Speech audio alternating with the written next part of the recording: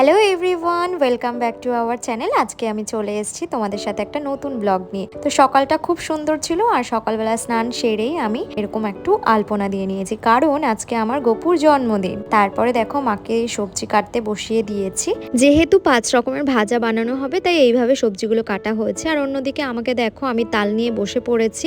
যদিও তাল ছাড়িয়ে সবকিছু প্রিপেয়ার করে গপুর জন্য বড়া বানানো আমার জন্য এতটাও সহজ ছিল না মায়ের সাহায্য ছাড়া। তাই আজ প্রথমবার মায়ের কাছ থেকে শিখে নিচ্ছি কিভাবে তাল থেকে কাঠ বার করতে হয়। আমি এখানে একটা ঝুড়ির সাহায্য নিয়ে তাল থেকে এভাবে কাঠ বার করে নিয়েছিলাম। আর এই যে নারকেল কোড়াচ্ছি, এটাও কিন্তু আমার প্রথমবার, তাই প্রথমে হচ্ছিল না, পরে কিন্তু আমি করতে পেরেছি। এবার এখানে তাল থেকে কাঠ বার করে নেওয়ার পর এখানে দিয়ে দিচ্ছি ময়দা আর দিয়ে দিচ্ছি পরিমাণ মতো চিনি। তারপর দিয়ে ভালোভাবে মা এখানে সবকিছু মাখিয়ে নিয়েছিল। তারপর এখানে একটা কলাও দিয়ে দিয়েছিল যাতে একটু টেস্ট ভালো হয়।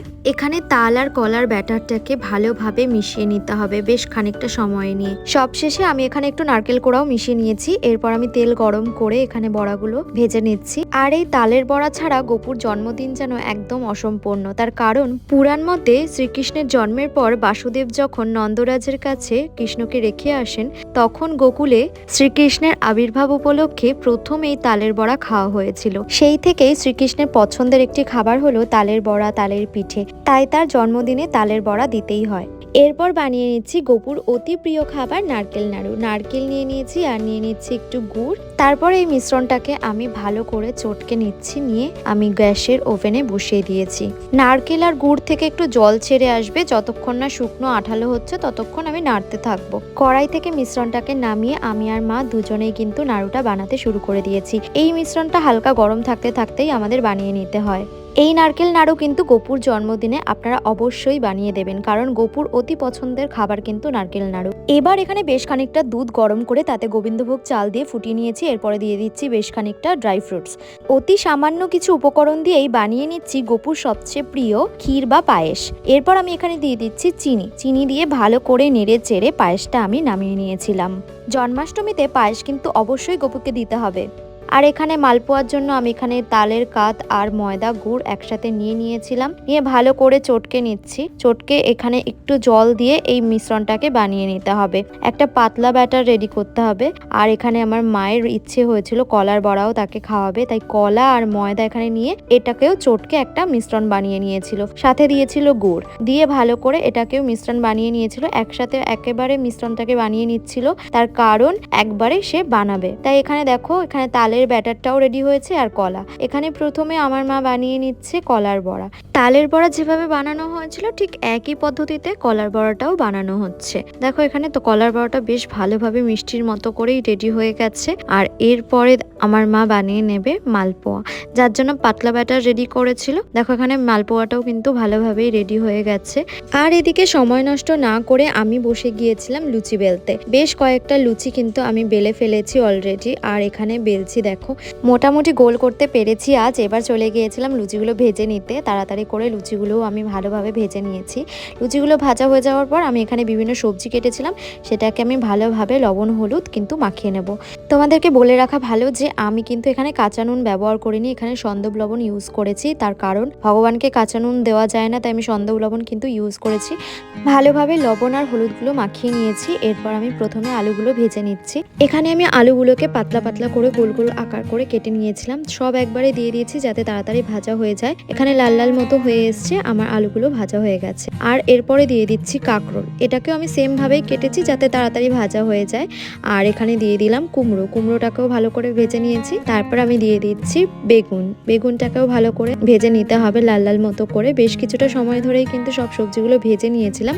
এবার দিয়ে দিচ্ছি পটলটাকেও কিন্তু হালকা লাল করেই আমি ভেজে তুলে নিয়েছি। দেখো এখানে পটলটাও লাল লাল মতো হয়ে এসছে, আমার সব সবজি কিন্তু ভাজা হয়ে গেছে। এরপর আমি বানিয়ে নেব খিচুড়ি। তার জন্য আমি এখানে নিয়ে নিয়েছি মুগের ডাল 250 মতো।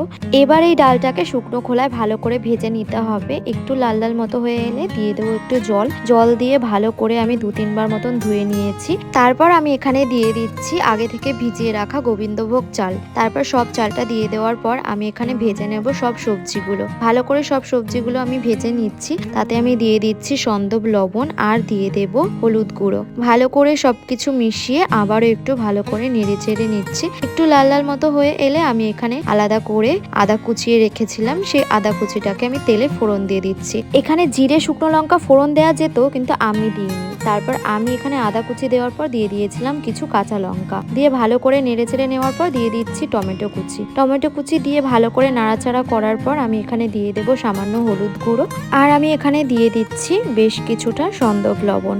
সন্দব লবণ দিয়ে দেওয়ার পর আমি এখানে দিয়ে দিচ্ছি বেশ কিছুটা জিরে গুঁড়ো। জিরে গুঁড়োটা বেশ কিছুটাই দিয়ে দেব।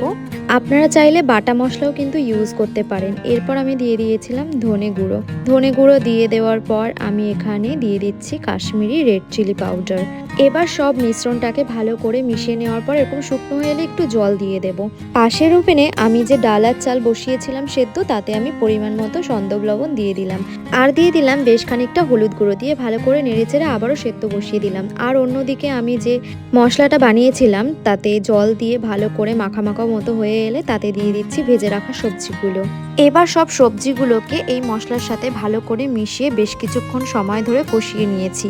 এবার ফুটতে থাকা ডালার চালের মধ্যে কষিয়ে নেওয়া সবজিগুলোকে আমি ভালোভাবে মিশিয়ে দিচ্ছি, যাতে সবজিগুলো ভালোভাবে সেদ্ধ হয়ে যায়। ভালো করে মিশ্রণটাকে মিশিয়ে নিতে হবে। তারপর একটা ঢাকনার সাহায্যে ঢেকে আমি ভালো করে কিন্তু সেদ্ধ করে নিয়েছি। এবার বেশ কিছুটা সময় ধরে কিন্তু আমি এইভাবেই নেড়েচেড়ে নিয়েছি। তারপর সব শেষে আমি গরম মশলাটা দিয়ে দিচ্ছি। গরম মশলাটা দেওয়ার পরেও কিন্তু আমি ভালো করে নেড়েচেড়ে নিচ্ছি। গরম মশলাটা ভালো করে খিচুড়ির সাথে আমি মিশিয়ে দেওয়ার পর এখানে দিয়ে দিচ্ছি ঘি। আর এই ঘি দেওয়ার পরেও কিন্তু খিচুড়ির মিশ্রণটাকে আমাকে অনবরত নাড়তে হয়েছিল, না হলে হাঁড়ির নিচে কিন্তু লেগে যাচ্ছিল। তারপর ভালোভাবে সেদ্ধ হয়ে যাওয়ার পর খিচুড়ি কিন্তু আমার রেডি। এবার আমি সাজিয়ে নেব। দেখো এখানে আমি দিয়ে দিচ্ছি পায়েসের বাটি, তারপর আমি এখানে একটা তুলসী পাতা দিয়ে দেব, আর গাছের আমার গোলাপের পাপড়ি ছিল সেটা সংগ্রহ করে রেখেছিলাম, সেটাই এখানে সাজিয়ে দিলাম। আর গপু পছন্দ করে হলুদ ফুল, তাই এখানে হলুদ ফুল দিয়েই আমি সবকিছুর উপরে সাজিয়ে দিলাম। বিভিন্ন ধরনের ফল কেটেছি তার উপরে ফুল দিয়ে দিলাম। আর আমি এখানে মোটামুটি যা গপুর জন্য রেডি করেছিলাম সবেতেই আমি হলুদ ফুল দিয়ে দিয়েছি, কারণ তার হলুদ ফুল পছন্দ, তাই আমি এখানে সবকিছুর উপরেই হলুদ ফুল দিয়ে দিয়েছিলাম। সারাদিন ধরে এত কিছু রান্না করতে করতে এতটা সময় চলে গিয়েছিল যে পুজো করতে করতে আমার সন্ধ্যে 7টা বেজে গিয়েছিল।